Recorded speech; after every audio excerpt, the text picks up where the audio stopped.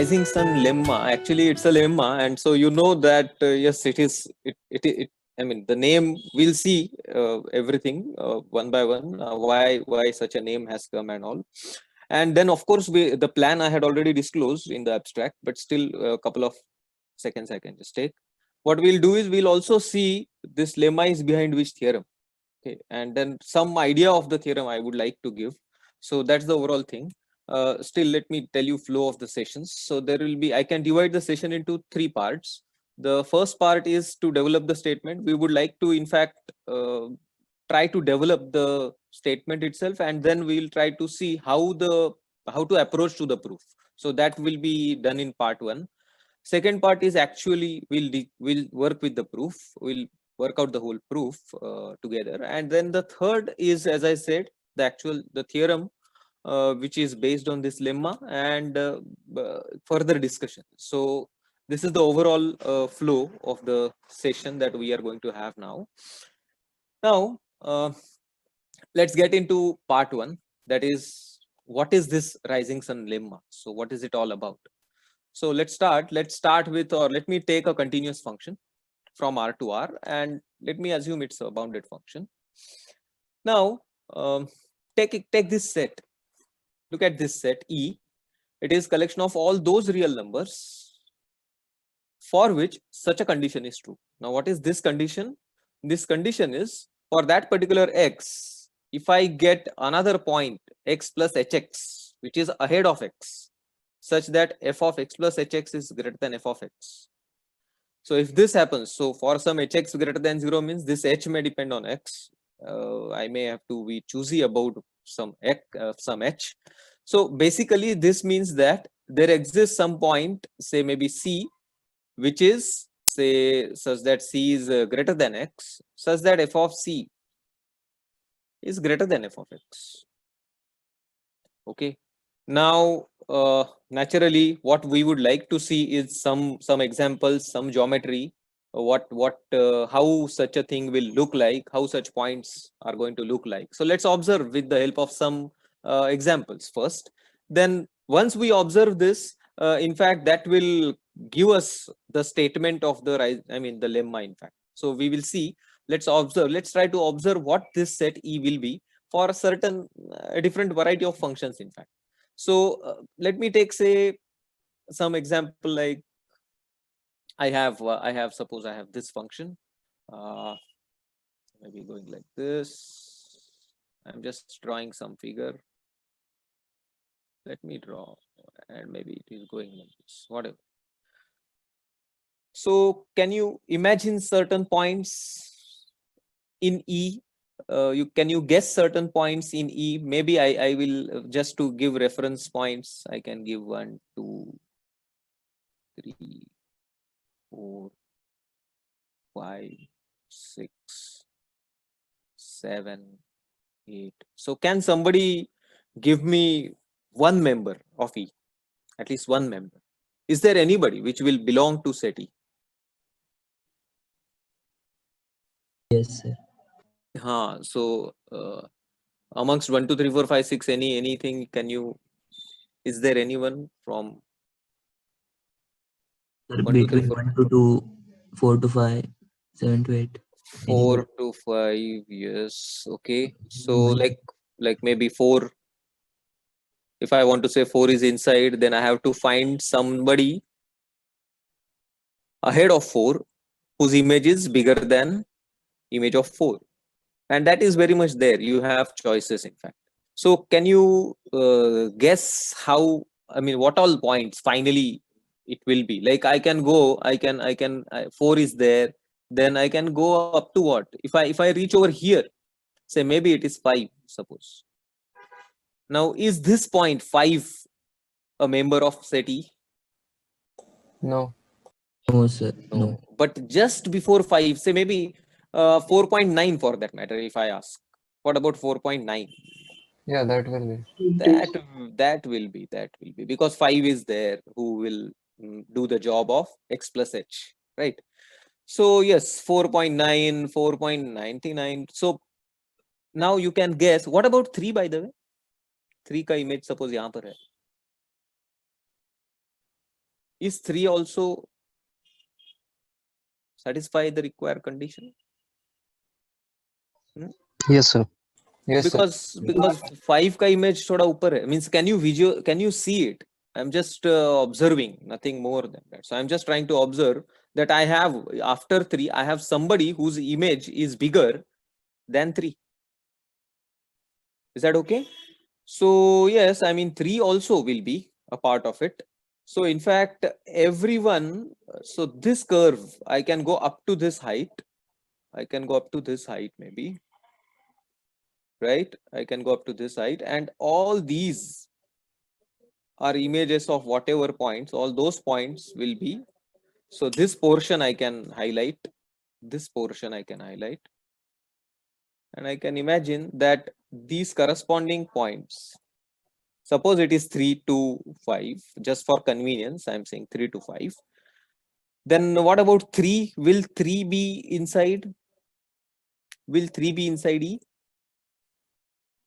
No. Yes, sir. If 3 I want it to be inside, then I want somebody ahead of 3 whose image is bigger than image of 3. Now, No, sir. image of 3 and image of 5 are at equal height, looking like, it looks like, okay. And that's what I would like to say. Let's see. So this portion, say maybe excluding, we need to exclude 3 and 5. So this portion is very much there at least. Then we can try going ahead in the other variation of my function f and try to guess what kind of set I am going to get, which will again become a, subset of E. All those points I would like to again collect. So now you can guess that the next peak you observe, which is smaller than the earlier, and this much. So I can just mark something, and probably this is the another, you can say, portion, which will become a part of my set E, and so on. But then this is happening for this particular function. There can be some functions for which situation might be different. So let's imagine some more examples. Okay, let's go for some more examples. So let me go to the next. Say suppose cos x. Can you guess? Now you can actually plot. I hope you are sitting with pen and paper. You can actually work out the graph and tell me what are the points which will go in E. So cos x, right?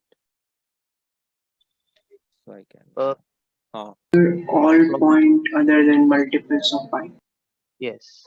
Right, correct. So that's a that's the correct guess. Going ahead, now similar kind of work for sine, so I will not be talking about. Now what about mod x? What will happen to mod x?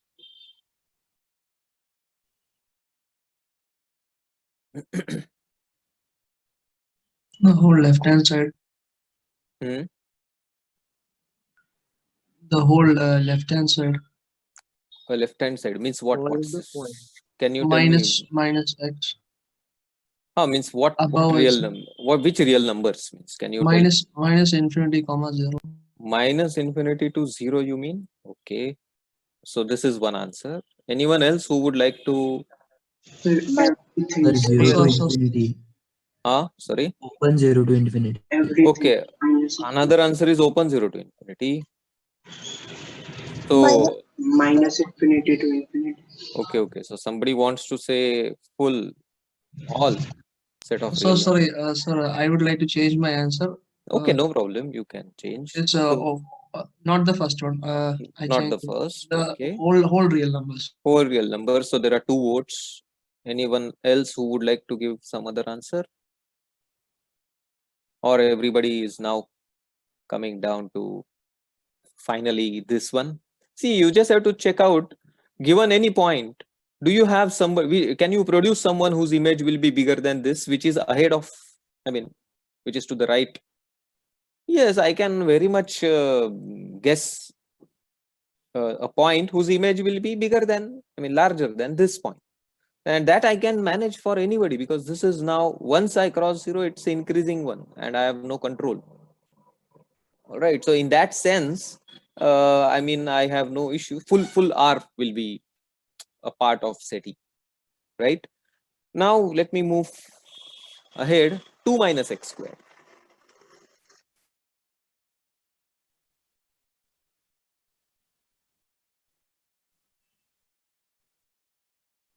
Yes. Minus infinity to 0. Ah, that's a wonderful. Yes, you just have to plot something like 2 minus x square will go like this. And so this is the peak. And so after this, Interval. you won't get Minus anyone. infinity to 0. Right. Correct. So that's correct. Now the last one, I'm just keeping it as an exercise. You can try it out and do it afterwards. So this, let us not right now discuss. But now, can you guess why is it called as rising sun lemma? I mean, why the name rising sun is coming into discussion? Can you now guess that? Maybe I can go to the earlier diagram, or I can of course draw a fresh diagram for understanding why the name rising sun is coming into discussion. So what was the situation? We had something like this. Maybe I can just, okay. And then we have observed that these points,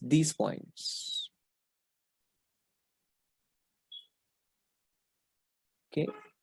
So when I drop them down, these points are surely members of E, okay, a part of E. Then I can go next peak and draw this horizontal line, drop it down, and observe the other part of E. So these are all parts of E, basically. All these are going to form set E. So if I would have had, yes, can you imagine? If I would have had a sun over here, okay, you can draw, kind of, okay. Then of course, I mean, only horizontal kind of rays I can assume for understanding. So then what will be the shadow region? This is kind of a rising sun. So I'm just moving this frame basically up, down, and trying to observe the shadow region. So this basically is going to be the shadow region that I'm having. And so in that sense, it is known as rising sun lemma. Now, what that lemma is going to be, what I would like to say, what statements we would like to make about this set E. We want to say something about this set E. So what can you say about set E? Like, what do you think? Will it be like openness? Will I be able to say something about set E? Guess, of course. Will be minimum होगा उस set में. minimum. Okay, can you say something about open, close, something? Will we be able to say? Open. It would be Ah. collection of open Ah. sub. Right. So I would like to say it's open, and in fact, more than that, we would like to say it is union of some maybe open intervals. Okay, but that will come due to openness. But not only that. Now suppose, okay, that it's an open set and it is union of these intervals. Suppose this is say AK and BK. Then what would you like to say about f of AK and f of BK? Get my They would point? be equal, Sorry. probably equal. Probably equal, right? And that's the statement that we want to basically deal with. That is, so whenever such a situation is there, that is whenever I have a continuous bounded function, then in that case, if I look at set E, then this set E is always open set. And secondly, if it is non-empty, see, it can be empty. All right. Can you give me an example where E is going to be empty set? Minus Correct. Correct. Constant. So look at f of x equal to something like minus x. Okay, like this kind of a line, and then it will be empty. So E can be empty, ultimately open set. Now, if E is non-empty, then in that case, I have it as union of open intervals, disjoint open intervals, and at any finite length open interval, what will be the situation? The situation will be at the endpoints of that open interval, the function will take equal value. I think this is geometrically, at least it's very clear, and I mean, we can expect that this should happen. Okay, so this is the statement, in fact, of the rising sun lemma. So let me move on to the statement. It's basically done by F. Rees in 1932, and as Sir I mean rightly pointed out, that it is first written in that book by F. Rees and Nash.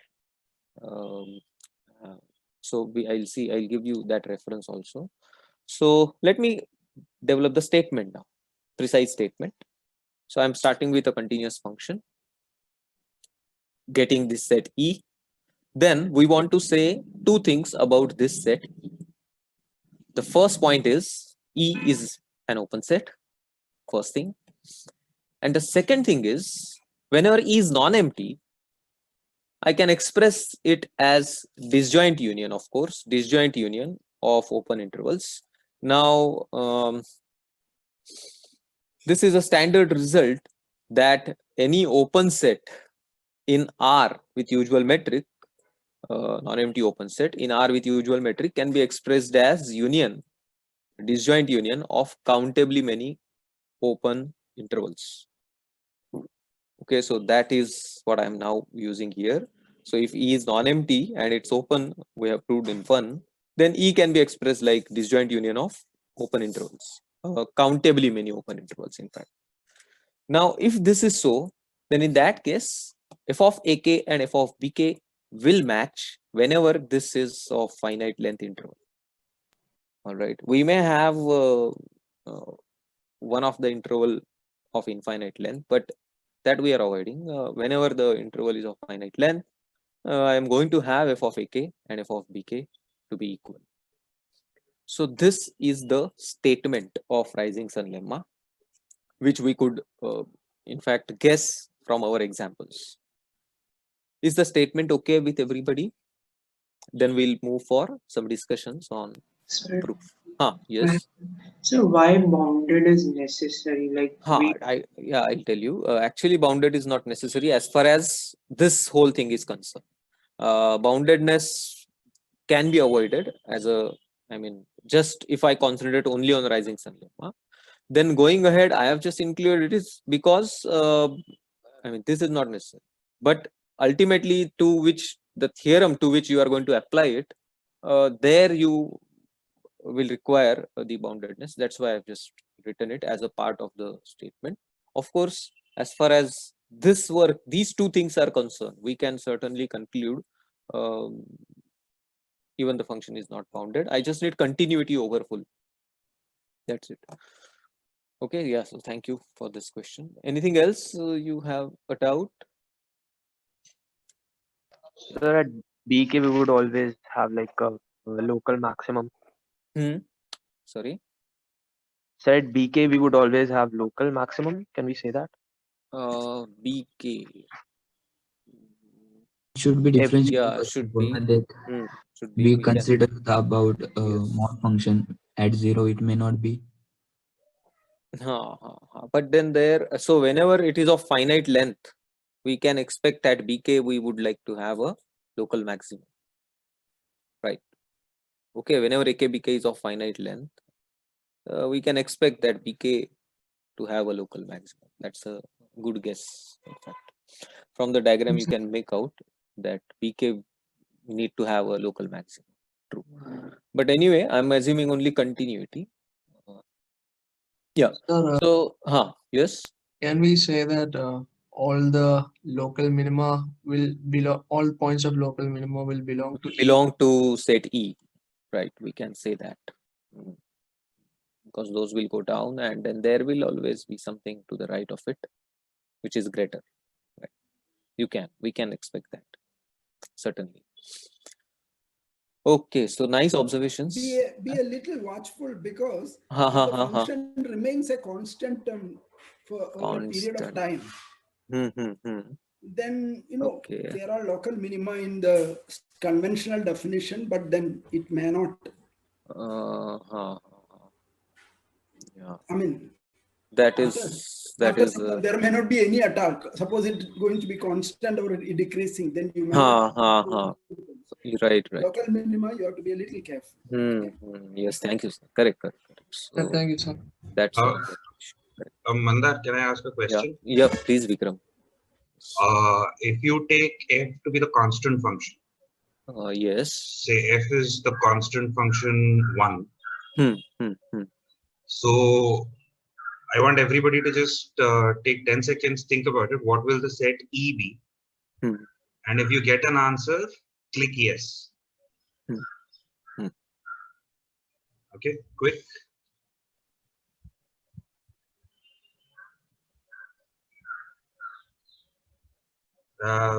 So another thing is that you should see. So much time. Yeah. You should have immediately clicked. And the definition is right on there. Exactly. So another thing, instead of sort of saying it out loud or sort of writing it in a message, you will see that yes, no option if you go to participants. So just click that. Only 4? No, many people are putting in the chat, sir. Actually. In the class? Oh, acha. They are putting in the chat. Do not put they in are the not chat. used to our style. Yeah. I'm fine. I mean, you can check. Yeah. Okay. Sorry, Mandar, go ahead. Thanks. Yeah.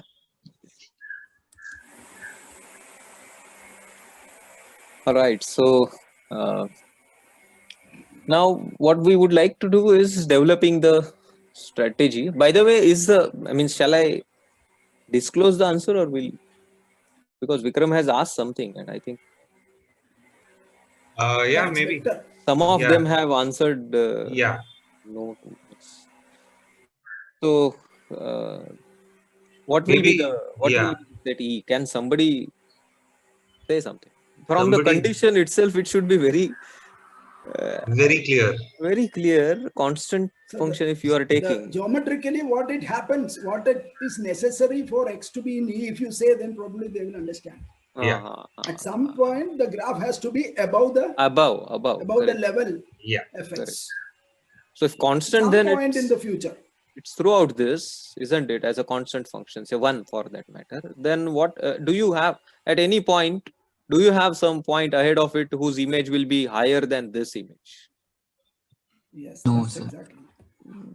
No, right? No, at any point, what is going to happen? What will be the situation?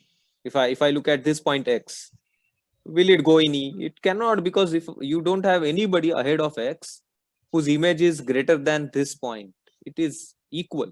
Whereas I want strict, okay, it should be greater. So that will never happen to anyone, and hence finally I don't want to tell the answer. I want the answer from somebody. Yeah. Finally, what is E then? Empty set. It's an empty set. Okay, so this can happen. E can be empty. If you simply take a constant function, it will be empty. Okay, right. Now, just one small observation. You should see that even with the constant function, the theorem is not violated in any way. Right? The set E is still open. E is still open. Yes, sir. So you make sure you understand that. Look at the second part of the statement. In case E is non-empty, then you can say something more about the structure of E. Yes, right. But this E might be the empty set also. Correct. Yeah. Thanks, Mandar. Thank you. So now what we'll do is we'll try to discuss the strategy of handling first as well as second one by one. So let's see for the first one. So if I want to say some set is to prove some set is open, what are the different tools that we have? Can somebody list down? Like we'll just list down the tools, and then we have to see which one is useful in our case. So सबसे पहले तो we should know okay, what all different ways by which I can show some set is open. So first one, I think everybody should tell me immediately. That is a definition. I can of course go by a definition that around every point I'll try to find some radius such that something happens. Okay, so that is one thing. Second thing that I can have, because I have some nice, I can say, things that are given to me, nice tools that are already in our hand. So I would like to make use of that. So there is a continuous function, in fact, that is available. I don't want to get into something like A interior and show that A interior is A. It is as good as working with the definition. So what else do I have? Is there any connection between continuous functions and open sets? Do you know any connection between continuous functions and open sets?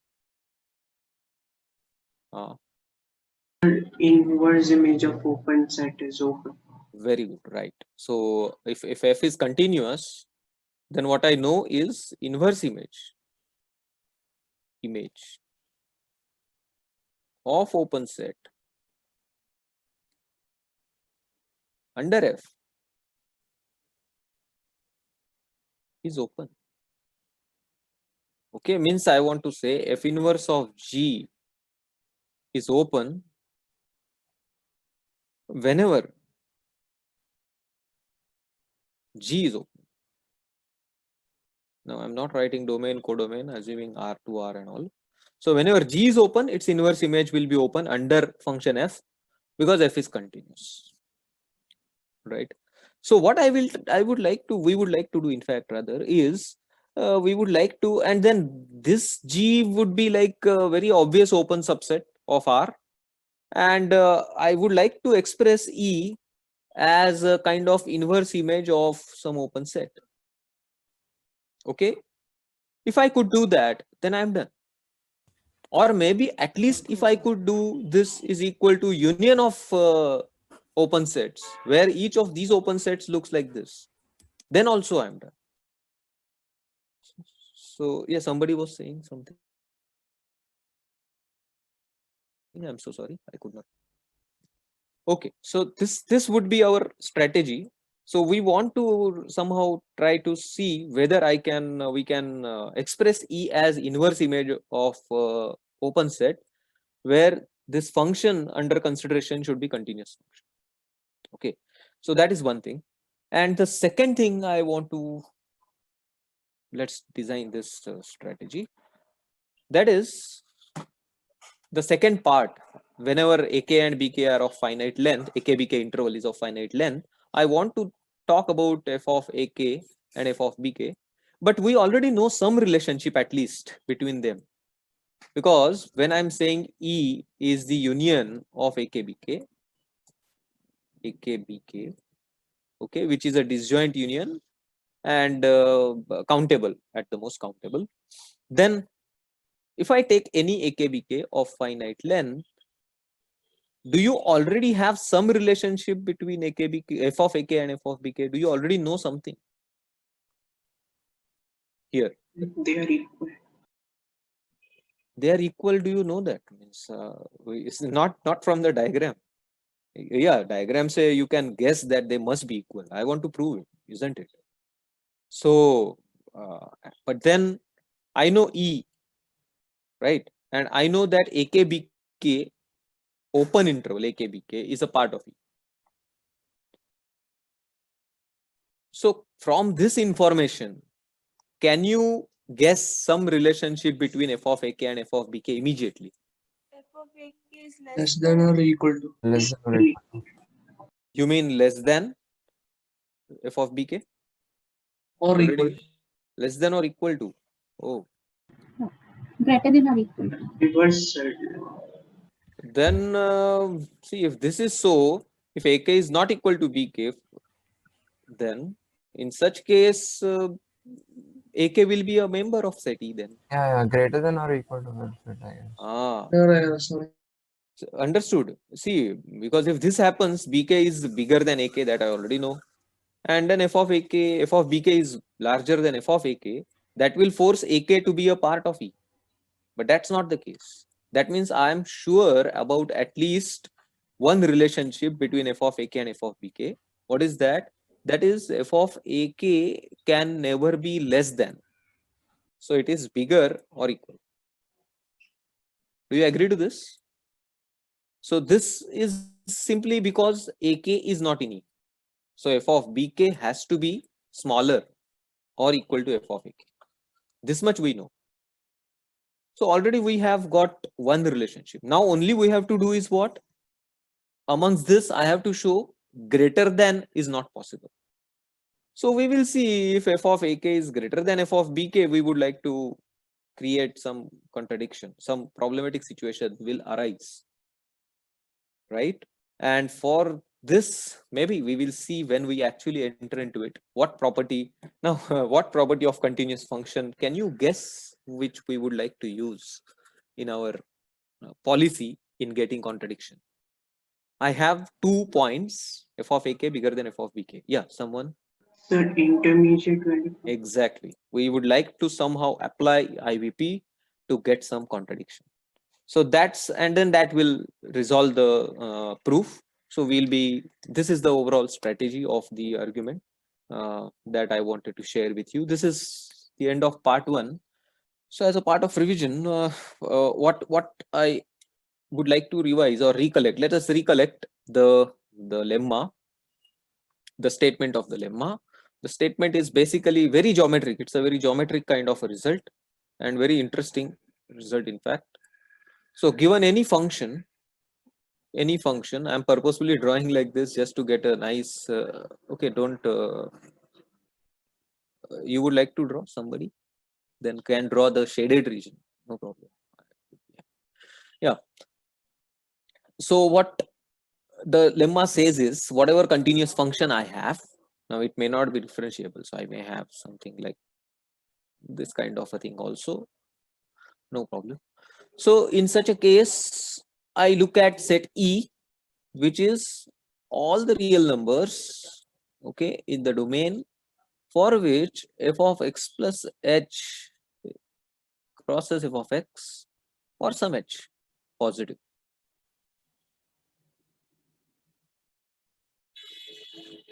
Then we observe that this collection basically, this set E is basically formed by the shadowing part. So if I have a sun, okay, rising sun, so it's just moving vertically, and slowly it is generating the shaded region, okay, the shaded part. Okay. This is the shaded part, and so corresponding open interval gets generated over here. So the conclusion for this set E is, 1, E has to be open set, and secondly, if it is non-empty, we know it's union of open intervals. In that case, pick up any open interval of finite length, AK, BK, then interestingly, f of AK and f of BK should match. They're equal, in fact. So that's the theorem. And we have seen the strategy to prove E is open. What we need to do is make full use of the fact that inverse image of open set under continuous functions is always open. That we would like to apply. And secondly, to prove the second part, f of AK equal to f of BK, we first observe that f of AK can never be less than f of BK, because then in that case AK will be a member of E. So f of AK has to be bigger or equal to f of BK, out of which we would like to get some contradiction when f of AK is bigger than f of BK. Okay, and to get that contradiction, we are going to apply intermediate value property of continuous functions. So that's the overall, picture till now.